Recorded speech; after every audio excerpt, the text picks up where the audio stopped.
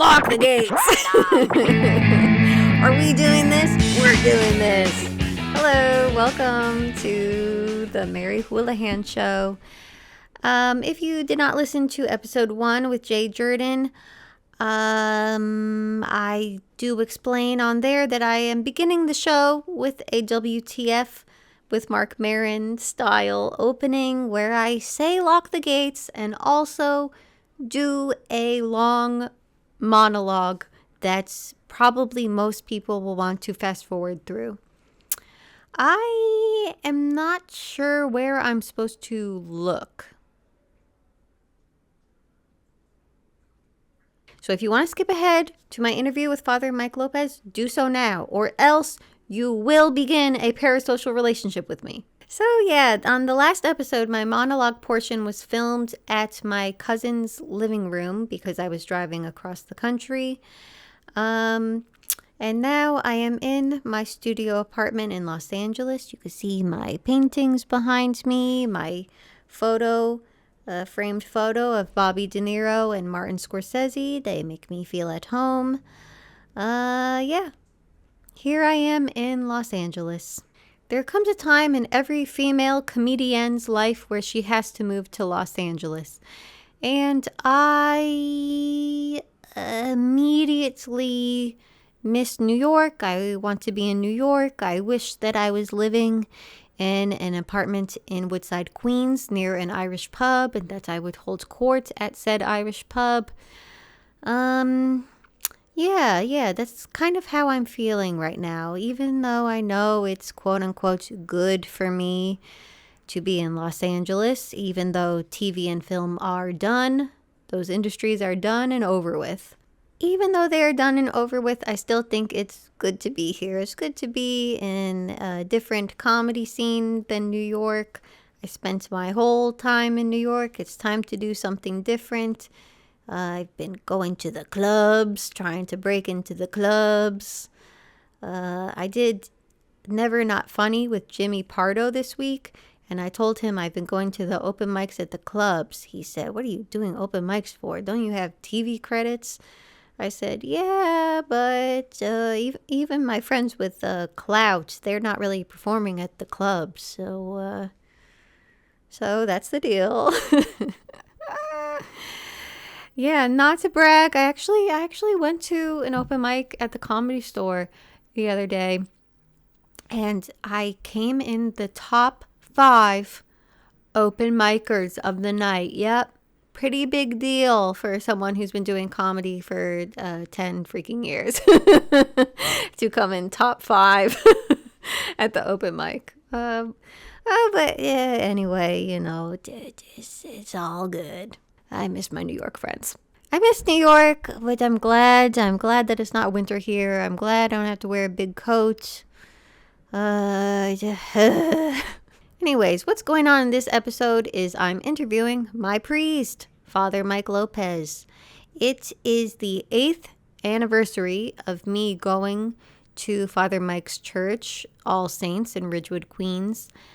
And I just think it's the best church in the world. I'm not the most religious person. My parents were not particularly religious. They both grew up in Catholic culture and had to go to Catholic schools and go to Catholic church every week.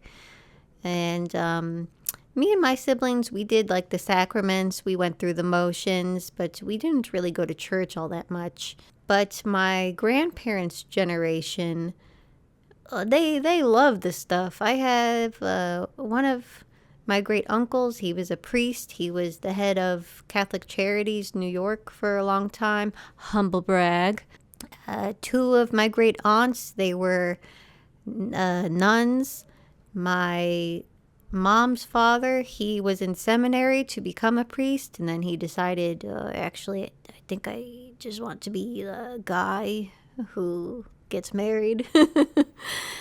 So, yes, I've always, because of, my aunts and uncles, I knew that church was kind of cool, even though they have, these horrible scandals that the church does do good stuff. Catholic Charities does a lot of good stuff. And that if you're looking to get started in volunteering or community service, a great place to start is your local church or synagogue or mosque. They probably already have a food bank or pantry that you could volunteer at. They probably do events for the local elderly population that you could help out at. For all the things that we don't like about religion, houses of God, a lot of them do good stuff. And so that's how I ended up at All Saints Church and meeting Father Mike Lopez. When I first met Father Mike, he was just starting the Hungry Monk Rescue Truck, which is a homeless outreach program that brings hot meals to where homeless people hang out. And from then it grew. The church ended up partnering with local grocery stores and rescuing the food that they were just going to throw in dumpsters. You know, food that's still good, but they got newer food ready for the shelf. So nonprofits, 501c3s can collect this extra food and put them in grocery bags and hand them out to anybody who needs them. And so they were helping the homeless. They were helping families. Eventually, they were able to start bed programs. A bed program is essentially a homeless shelter, a small homeless shelter for like 10 to 20 people. So, yeah, Hungry Monk, now known as Monk Works, they do bed programs. They help people with groceries. They help people with hot food. They do a lot of good. They help homeless people, migrants, families, anybody who needs help. This is a fun episode because Father Mike is just a funny guy. He's, you know, if you're a pastor, you have to be charismatic and funny and able to tell a story. So we go back and forth between goofing and then talking about something serious and then goofing.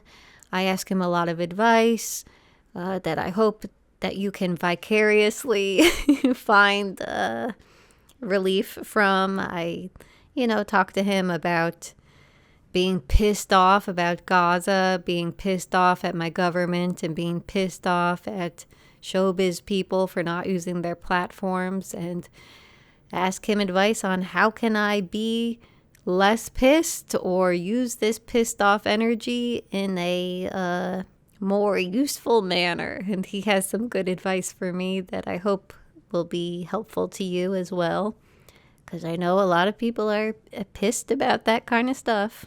Something that's going viral right now is there's this TikTok creator. Her name is Nikali, I think, and she's doing a social experiment where she cold calls churches and mosques and tells them, I'm a new mom and I need formula. Can you help me out? And some of these churches, they say, sorry, sorry, we don't do that.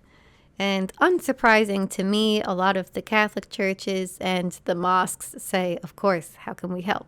All Saints, though, is not a Catholic church. It's an American Old Catholic church, which is a whole different thing. We get into it on the show. The Mass itself is very similar to a Roman Catholic Mass, but the church is more progressive and there's other differences. All Saints does a shitload of homeless outreach.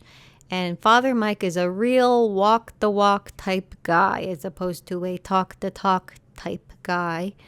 And in an age where everyone is screaming at each other and people are saying, I hate homeless people, they're so gross and violent. And then other people are saying, how dare you say that? They're called unhoused. You're so evil for hating them. And like neither group is doing anything to help homeless people. This guy actually helps homeless people and is also able to communicate with people who are scared or grossed out or whatever. In this episode, I hope we can demystify, why there's a homeless problem at all and what to do about it. We mostly talk about rough homeless, as Mike calls them. So we're not talking about housing insecure families or youths. We're talking about people, these types of people who have the mental health crises on the street that people get worried about, or people get scared of going on the train. There's plenty of people out there who just don't like homeless people, and they want to just put them in jail or bus them somewhere. But that's never going to stop homelessness. Homelessness, as we talk about in this conversation, often is caused by child abuse. It's caused by people getting abused as children and not having the mental health services to deal with it. And then they become adults who are mentally ill or addicted to substances, who feel safer sleeping on the street than sleeping inside. And so, jail them, bus them. There's going to keep being more homeless adults because we are not dealing with the root causes. Father Mike is someone who's actually doing the work. He's a real person. He's not a politician. He's not media trained. He does so much to help homeless people and also knows how to communicate with people who are afraid of homeless people. And this is exactly the kind of person that we should be listening to. So, with no further ado, here's my conversation with Father Mike Lopez. Are we looking at this thing? What are we looking at? Just camera. Looking at you? Well, you can look at the camera to be funny, but otherwise you could just look at me or look off in the distance, when you're thinking really hard. Okay. Do I have to use my sexy podcast voice? What is a sexy podcast voice? Hi, this is Father Mike, and I'm on Mary Houlihan's podcast. Wow, that's good. You sound like Delilah. Whoever that is. Yeah, right. Hello and welcome to the Mary Houlihan Show. That's right, Mary Houlihan has a show. I'm trying to be like the Joe Rogan of the left, but a girl and not bald. My guest today is my priest, Father Mike Lopez. Clap, clap, clap, clap, clap, clap, clap, clap, clap. What's up? Nothing much. I'm excited to be here. This is fun and exciting, and I think long overdue for you and I. We met in 2017 and we made funny vids together. We did. So we're live from International Restaurant in Ridgewood. Oh boy, I don't know what to say. I guess. My name is Father Mike Lopez. I'm the pastor of All Saints Church in Ridgewood, Queens, and I am also the director of the Hungry Monk Rescue Truck. So the way that I found your church was that I was Googling a gay-friendly church, a church that isn't like weird about abortion and stuff like that. Mm-hmm. And so I found a couple and I tried one. I didn't really like it so much. And then I found the website for your church and it had like a whole mission statement. And the last sentence in all caps said, "God don't make junk." Yeah. That was a famous poster in like the 70s and 80s. A little boy, he was kind of angry and like pouting. It's a you can Google it. It's a famous image. A thing you say that I love is your time, talent, or treasure. Yeah. Dish, what's that? I learned that in seminary. I was at St. John the Baptist, which was a historic congregation in Bed-Stuy. And Father Joe Agostino, I heard him preaching one time, and he said, you have a duty to use your time, talents, or treasures to make God's kingdom better. If you don't have the money, you have the time. If you don't have the time, you have the ability. If you have the money, maybe you have all three. And so, using our time, talent, and treasures to make the world a better place, whether that comes from a religious or spiritual perspective or not. I've been fortunate being in Ridgewood to have I don't know what's the proper term. I guess, I don't want to say gentrifiers. I don't want to say hipsters. Say hipsters. People, just say it. Newcomers into the community who have enhanced. Mary Houlihan is one of them, kind of, who came in not from our dynamic, right. Who said, I have this ability to use my comedic voice. I know how to use social media. Video editing. We know how to do videos. We can do fundraising, and said yes, who just. And that's like a talent of mine that I would have thought I'm just okay at that. But being at your church made me think, I I might be the only person here who knows how to do that. Absolutely. And that's Absolutely. so lucky that I can do that. Funny enough, since you left, nobody else has ever taken on the task. You were instrumental in helping us kick off the Hungry Monk Rescue Truck, which was a brainchild of myself, Father Angel, who worked with us, the parish community, and a gentleman by the name of Russ Speranza. Russ, if you're watching, thank you. You've done amazing work. Who was an attorney that I met at Rhode Island at a ordination, who grew up in Williamsburg and Greenpoint, and said, how can I help you? I want to help you do something. And I said, I really want to open a homeless food truck. About 3 days later, he sent me an ambulance from the Buffalo, New York Police Department that was used as a canteen truck. He bought it for us and sent it on a tow truck. And I got a call one day from a tow truck driver and said, I have your vehicle. I'm outside of your church. And I was kind of in shock. I didn't even make the connection. And I got there and we had this beat up old ambulance that was perfect, for our work. And so Houlihan here helped us raise, I think it was somewhere near $15,000 to really kick off the beginning of our work, which was really, really instrumental. And that was 2017, actually November coming up, will be our 8th anniversary, I think, of the Hungry Monk.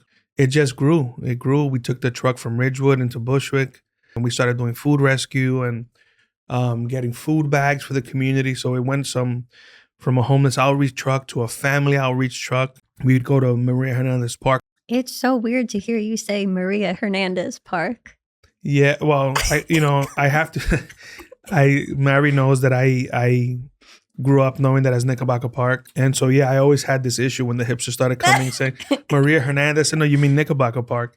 Yeah, you were upset that they didn't know. Yeah, people wouldn't get it. And so, you learn how to grow, right? We should grow and change and see our neighbors as they are and not fault them for not knowing the proper names of Sure. But old it Bushwick. goes both ways. I think new people should be respectful and learn about the neighborhood. I absolutely agree. I think that, again, it creates community, right? Yeah, so we'd go there on Saturday mornings, do outreach.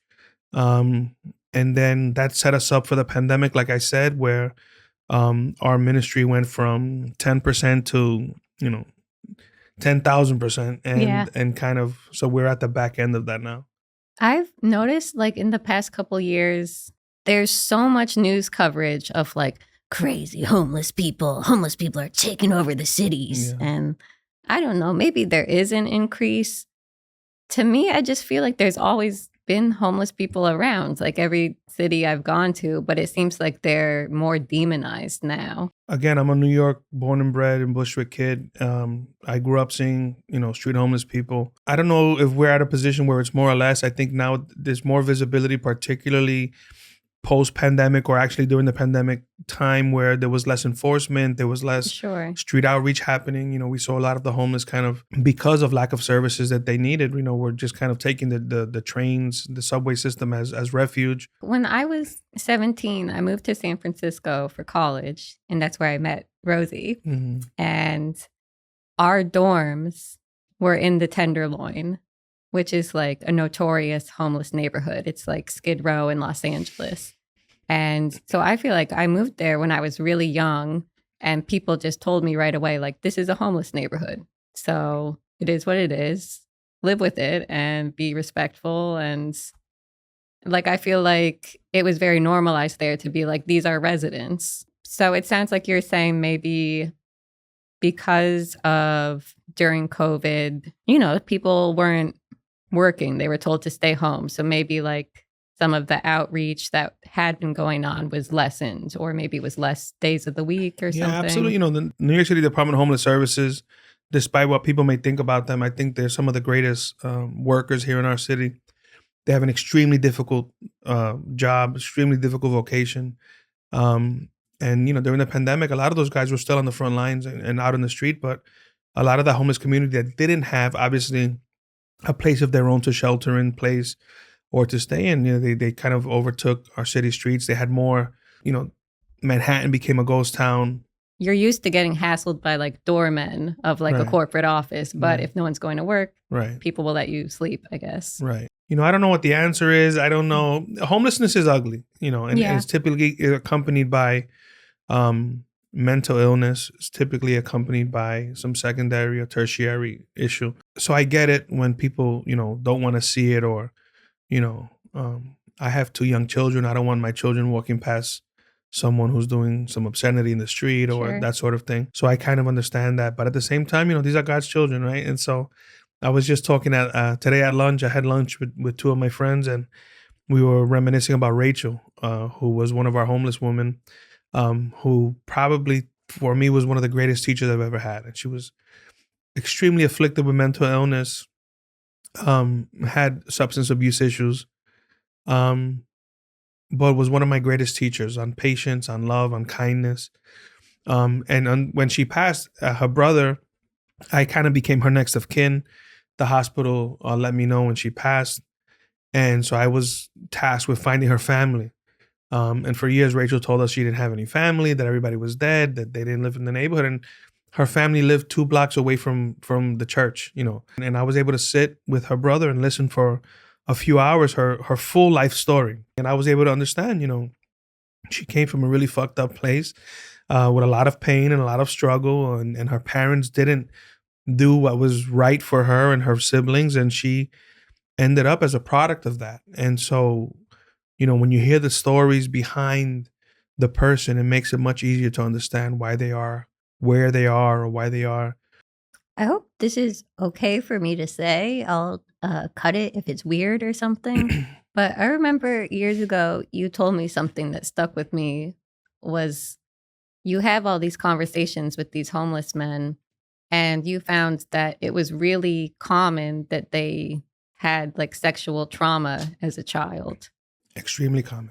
But it's obviously not something that everyone goes around talking about.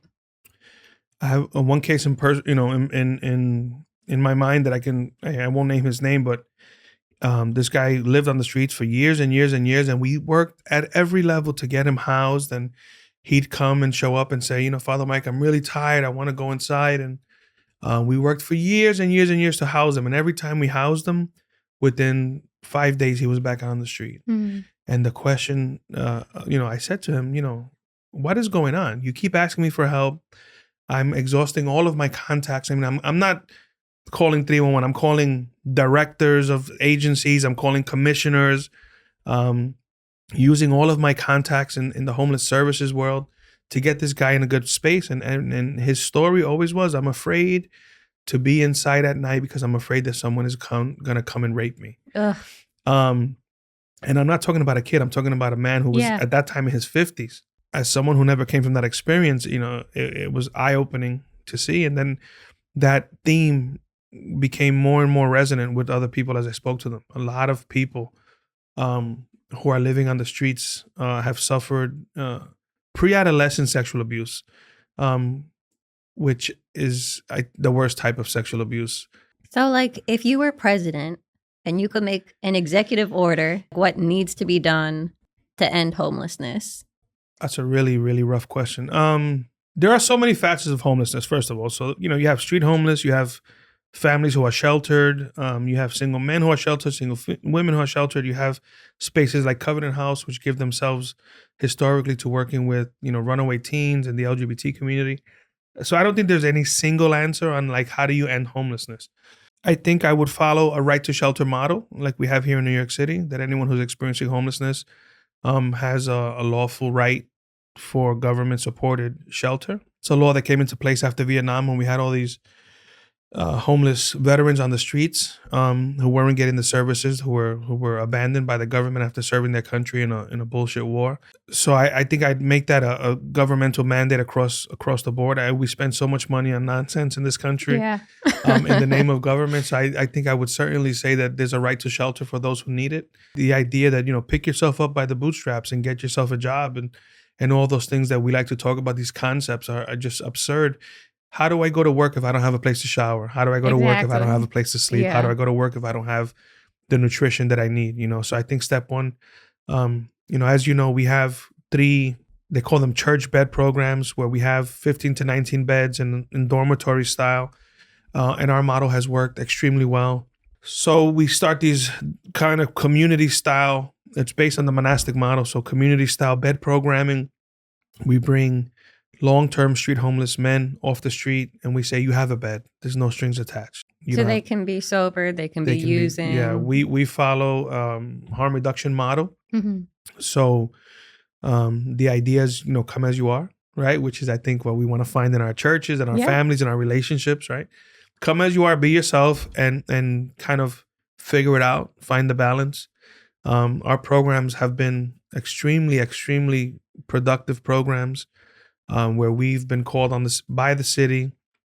Ironically, they called us first to clean up these pockets of street homeless communities in Queens. We did that so well that most of the men who started in our programs have refused to leave, because they've not only found community with one another, but they found a community that loves and cares for them. So that grew outside of from the bed program into the church community, into the physical communities around them. Ironically, they're currently cutting that funding in our programming because they don't think that this is the right model anymore.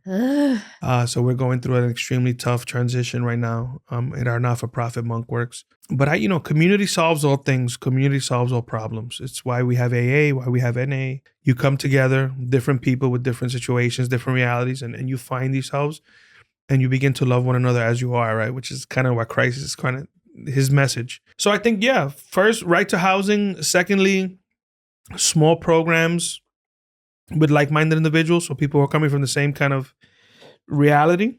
And I think, stick with that. Give people opportunities to work. An opportunity to work, I think, is necessary for us as humans. That our homeless men operate basically our food insecurity program. They unload the trucks, they pack the produce, they control the line, they do, the heavy lifting. And we've seen, even for the men who are still currently substance abuse dependent, we've seen tremendous growth. Less drinking, less usage, more love, more kindness. We have issues like any other family, but we definitely have seen growth. And I wish the government at whole would listen to us. Instead of the War Department, have the that's the new name for the Department of Defense, right? The War Oh Department. my God. Have the Love Department, right?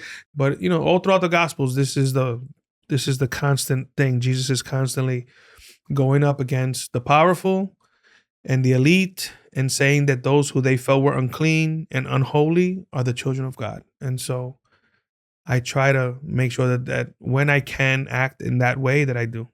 Something I was talking with you the other week was, I'm so pissed about the things going on in the world. I'm really pissed that the US is funding this horrible stuff in Palestine. I'm really pissed about all these ICE raids.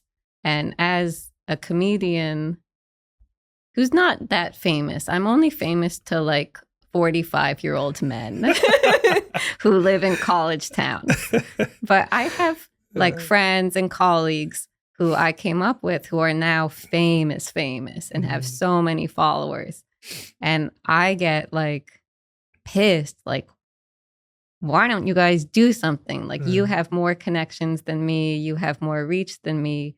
Can't you post more about political actions people can take or things like that? What's like your advice for, because it's not just showbiz. There's plenty of industries that people work in where they're around people that they don't like what they're doing. And how do you like stay true to what you want to do and not get bogged down by everyone else is acting bad or everyone else is whatever? I'm going to try to answer this as Mike Lopez and then as Father Mike. Okay. Let me start off by saying this. My dad told me one time, no matter who's in charge, you have to get up every day and provide for your family. Mm-hmm. And that always has stuck in my mind. My dad, old school Puerto Rican dude who worked really hard and gave my sister and I a great life, and had his own issues, but kind of a man about the world. I think my mom would probably disagree. They're divorced now for about 30 years, but a tremendous amount of wisdom as far as I'm concerned, about not letting things bother you that don't belong to you. And so this is the Mike Lopez talking, right? From a spiritual level, interpersonal level, and just a practical level, my fight is my fight, and what's not my fight is not my fight. And what I mean by that is that in order to be productive in the fight, you have to not take it personally. You cannot ingest it as your own thing. Mary Houlihan will not solve the problem in Gaza. Yeah. If all the comedians in the world got together, they probably would not solve the problem in Gaza, because the reality is that what's going on in Gaza is a political action between multiple countries who have for many years put themselves in a position where war is profitable to them, and it is good for them, for those who are in power and the elite. At the same time, being filled with compassion, as Mary Houlihan is, you have a duty to follow your heart and to speak for those who are unable to speak. I think every human has that right and that duty. Going against the current is always difficult, and it often leads to drowning. And I think that if you're compelled to fight that fight, that you should. But at the same time, understand that it's not your war. And I'd say that to anybody. It's terrible. I watched a video earlier before I came here of a dad in Gaza eating an ice cream cone and sharing it with his 3 kids while his hands shook, and it tore my heart apart. I have 2 young kids.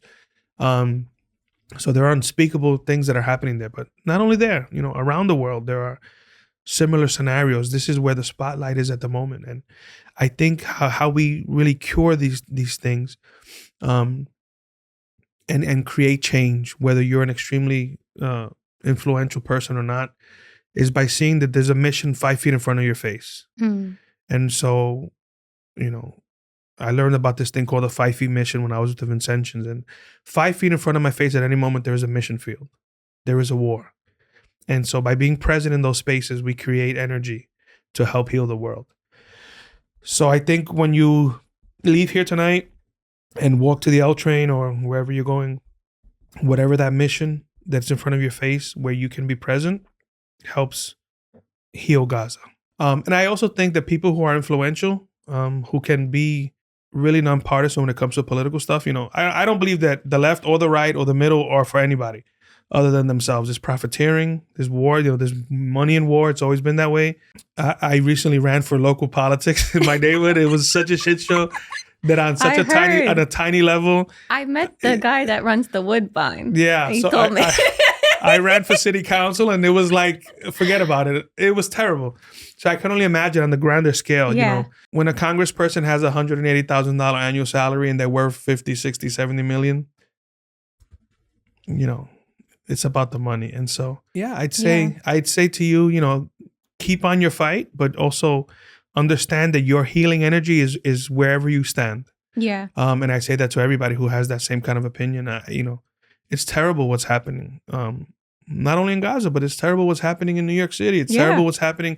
Go to the South Bronx. If you've ever been to the South Bronx, there are tremendous amounts of just terrible situations and the water's poisoned. And injustice, and the water's poisoned, and just tremendous amounts of injustice, particularly when it comes to the rich and the poor. Gaza is one of the questions where I say, God, if you exist, why? It's one of those things in our current context. If you exist, why? And it's rough. It's extremely rough. And I agree. I think everybody who has a voice should use their voice for good. But we know throughout history that more oftentimes that doesn't happen unless they can profit from it. And that's really sad. And so I get it. But I will say that no matter who's in charge, it's biblical. No matter who's in charge, it's true. Yeah, they're there to enrich themselves more often than not. And even if you enter, I saw this in law enforcement. I had a career in law enforcement, criminal justice. I saw amazing young people enter into that field with this desire to help and change the world. And I'm going to save people, and I'm going to clean up the streets, and I'm going to do this. And you realize it becomes a game of politics. How can I advance my career? How can I get into the best specialized unit? How can I, get hooked up with whatever thing there is to be hooked up with? Happens in the church. Yeah. Super amount of priests and religious, and they play the game. And I've seen the most unqualified people in the most qualified positions over and over again in my life. I've seen that in every institution that I belong to. Yeah. And really, it's like, what the fuck? Like, do we have eyes here? But it happens. And I think a lot of times it's a poison. Power is a poison. You got to really check yourself when you have some of that. Yeah.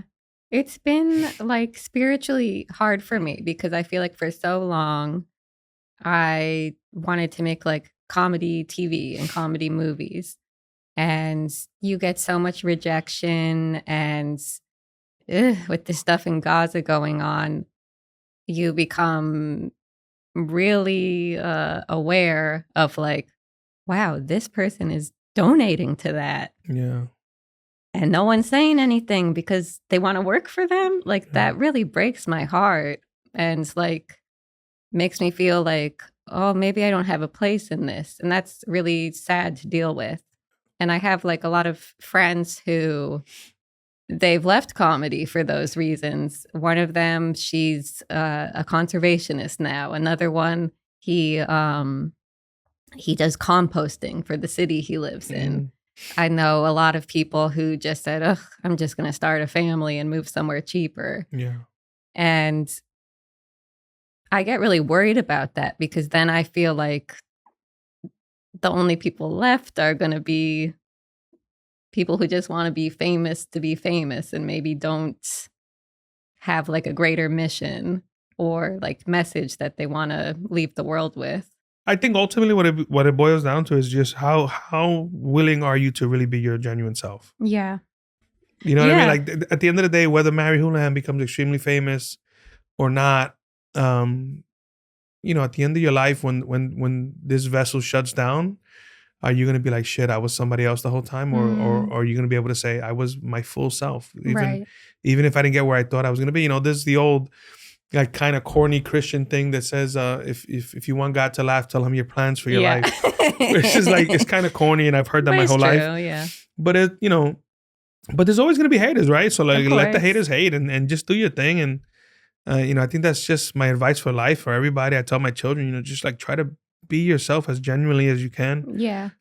People will love you for that. You know, I think one of the things about acting and comedy is that you kind of become this alter ego. You know, like I've had heart-to-hearts with you where I hear you speaking in a way that's just very much unlike your persona, Mary Houlihan, the comedian. Yes, of course. You know, and people who have been intimate with me, you know, in conversation and that sort of thing also, you know, they know that they've seen me cry, you know, they've seen me hurt, they've seen me worry. So we put on this mask and this persona. And I think what's important about that is understand when you're wearing the mask that you're wearing the mask. Yeah, totally. You know, some people are wearing the mask and not aware, and they believe the mask is them. Yeah. We see Jesus do that. You know, he has these moments of deep interaction with the community, and then he kind of pulls himself out and wants to be alone. Yeah. Recharges himself. Even amongst his best friends, he doesn't want to be with them. And then he goes back into the shit. Yes. And he does his skit. Yeah. And he says what he has to say. And when he's really not feeling it, he pulls out again. And you see that constantly in the gospel stories where Jesus enters into the people's pain, and then he pulls himself out. And he kind of recharges his battery, you know, call it meditation, silence, yoga, whatever you want to call it. You know, there's so many ways to do that. But just understand that, you know, Mary Houlihan on the stage is not the fullness of Mary Houlihan. Yeah. You know, Father Mike on the altar is not the fullness of Father Mike. I'd argue that it is in the priesthood sense, but. And you're a very funny priest. I'll take that. Okay. What's your process for writing a homily? Is it a homily? That's a good question. It depends on who I'm preaching to, where I'm preaching at. Certainly, I read the gospel for the Sunday, the readings of the Sunday, or whatever liturgy that I'm preaching at. And I go from there, and I try to make the connections to my experience and my understanding. One of the things that I learned in seminary is to try not to preach outside of your experience. So I try to make those connections to the gospel story, Jesus, and then where we're at in today's context and that sort of thing. And yeah, I think humor and joy is part of the gospel. And so I think that really connects our people. You know, as you know, our parish is multicultural, multilingual. And so you have to meet a broad audience. And so that's what I try to do my best at. I'm trying to get better at that in my comedy, because I feel like when I met you, I was only performing comedy at like alt spaces, like in Bushwick or similar neighborhoods. And now I feel really like motivated to do my comedy around the country because the world is messed up and I like want to go to like red states and talk to people. And we need that. do you have any tips? I think a big part of reaching the audience is just being yourself, genuinely yourself, fully yourself. And then letting people know that you're not there to harm them. Even, in comedy, sometimes it could be a cruel world. I'm not a comedian, but I watch a lot of comedy stuff, and I see that, there's an objective, just like preaching, right? There's an objective. We want to get an audience to have a reaction to what we're saying. It's a little bit of a manipulative kind of concept where we want the people to agree with me or find that my jokes are funny. But I think being your most genuine self is what's most important, so that people see you not just as Mary Houlihan, the comedian, but as Mary Houlihan, period. I want people to see me not as just Father Mike, the priest, but as Mike Lopez, who has his own experiences and his own struggles and his own difficulties. And I want people to relate to that. I don't want, I don't want anyone to see me above them. Yeah. I want people to be side by side with me. So. Do you remember when you took me and Rosie to the cigar bar? Yes. That was cool. Yeah, it was a good experience. All my cigar buddies was like, "What's going on here?" Father Mike walks in with like two hipster chicks, and who were clearly cigar novices. And like any other community, like church, like the comedy scene, like the monastic community, the cigar bar for me is a community. And so I have a lot of wonderful friends who I've become their priest also. If you walk into the cigar bar with me, everybody says, "Hey, Father Mike's here." And if I'm not wearing my cassock or my clerics, and people see me in here for the first time that they call me Father Mike, they wonder, like, what the hell's that about? They think it's like a joke name. Do you ever watch or listen to the Joe Rogan Experience? I do. Once in a blue. When you're in that death scroll on the internet, you end up kind of inevitably showing up something from Joe Rogan's show. Sure. And sometimes he smokes cigars with the guests. Yeah. It's a great idea. Do you know what Club Random is? Club Random? I don't. I do not know what that is. I feel like the only people that know what Club Random are white boomers who are like, this is awesome. Or like people my age who like watch it ironically as like, this is the worst thing I've ever seen. It's the comedian Bill Maher. Do you know him? Yeah, I do. And so he like smokes blunts with other boomers. Yeah, I've seen that. I've seen his affinity for marijuana smoking. It's not my thing, but I definitely have seen him. I've actually seen him, I think, smoke blunts while others smoke cigars at the same time. So that's what we should do. Okay. We'll see what happens. We have to ask my bishop for permission first. Sure, yeah. So you're not Catholic. You're a different thing. Well, you grew up Catholic. So I grew up in the Roman Catholic Church, and my formation for the priesthood began in the Roman Church. I quickly realized I wasn't going to be a good celibate, and then I was called to, I think, the fullness of life, which is family life, and at the same time called fully to ministry. So I eventually found the old Catholic tradition here in the States, which that's a long history. I think it's for another show, but in Northern Europe, the old Catholic Church separated from the Roman Church, and there was kind of a division about who was allowed to select bishops in Northern Europe. And fast forward, that movement made it to the U.S. and kind of aligned itself or connected itself to the Anglicanism here in the States. So I eventually entered into that movement. I am currently an Anglican Catholic priest for the Diocese of Woso in Ghana. And I am a Benedictine monastic here in the States. So I am both Benedictine monastic and a priest. Every Benedictine is a brother or a sister if she's a nun, but not every Benedictine is a priest. So I happen to be both a Benedictine monastic, and I also am a priest ordained in the clerical state. And so, like, at your church, could like a woman be a priest? Yeah. So, in many parts of Anglicanism, particularly here in the U.S. in the Episcopal Church, which is the Anglican, the American reality of Anglicanism, women are ordained. In our church, we do have women deacons who also happen to be religious monastics, so they're also sisters. And so, yeah, we do welcome women in the fullness of ministry. Was there ever a time in your life that you didn't believe in God? That's a great question, Mary Houlihan. For the record, I only call her Mary Houlihan. I never just say Mary, always Mary Houlihan. Yeah, I think there have been many times in my life where I've questioned the existence of God, particularly those moments when, someone's walking in a really tough situation. Since I'm 8 years old, I think I've dedicated my life. I know I've dedicated my life to ministry and to service and to my faith and to walking with God. So there have been many moments in which I've said, God, where are you? Is this even a thing? And even now, as a priest, I've been ordained now for almost 12 years. There are moments where you struggle with that. And I think, we see Jesus on the cross and he says, my God, why do you forsake me? I think that's not only a call out of pain. I think it's also a call out of loneliness.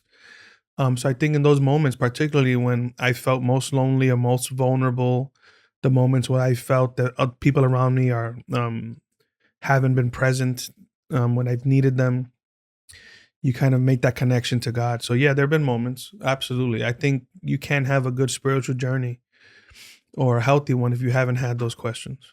Right now, a lot of people are divided. I'm seeing Islamophobia. What would you say is like the connection between Christianity and Islam and Judaism? Because they're not so different. They're really similar, aren't they? We have this conversation all the time. At our organization, we have a gentleman who used to take our garbage away who's a Senegalese Muslim. And I have a pastor who's a Pentecostal pastor who works with me. And I have all these other traditions. And first of all, we all are the traditions of Father Abraham. So what joins us is, the Abrahamic tradition. Again, I think the big danger is looking at someone as other than human, judging somebody if they wear a kufi or if they wear a burqa or wearing a yarmulke or wearing a cassock as less than and not as good as me. I think that's where the real danger comes. I just, and the other thing is lack of information, lack of understanding, lack of knowing. They're painting a picture throughout the world about how the Muslims and the Christians and the Jews don't coexist. And these are the problems of the government and the politicians, not of the people, for the most part. And I think this is what the greatest gift and why New York is the greatest city in the world. I say this to everybody. The greatest place you can go in the world is New York City because we have every flavor, every color, every accent. Everybody is here. And when we're all together in community and we realize that we have to get together to do good things, I think the world is just a better place. Right now we've had this with the migrant situation here in New York City, and we pivoted from homeless services to the pandemic to the migrant situation, and we're still kind of in that. And these people just coming to the church door, desperate, and I need help, and I need a job, and I need food, and please help me. And one thing I just do to some people is, as soon as they come, I give them some money and a cell phone. It's like, here's $100 and a cell phone. We had some cell phone donations that came into us through a brother priest.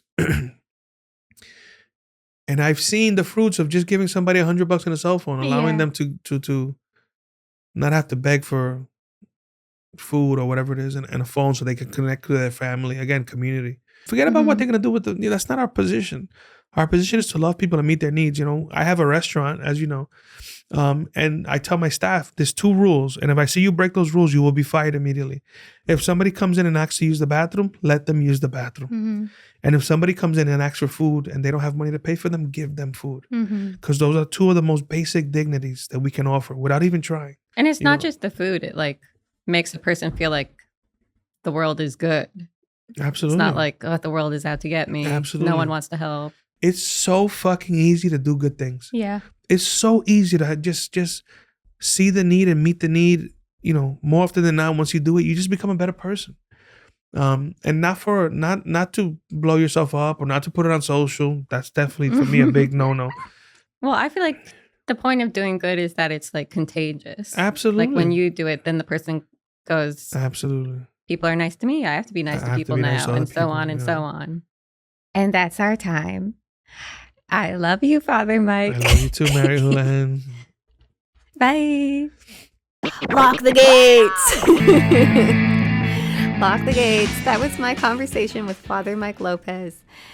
If you'd like to learn more, go to All Saints Church and go say hi to him. If you'd like to get involved where you live in some sort of volunteering, again, call up the local church or mosque or synagogue and ask, do they have services already that you can help out with or volunteer with? I'm sure they'd love to have you. Even if you don't believe in God, it's a good place to start because, again, those places often are already doing the work. And I don't know. That's it. Lock the gates. Goodbye. Later, sucker. Lock the gates.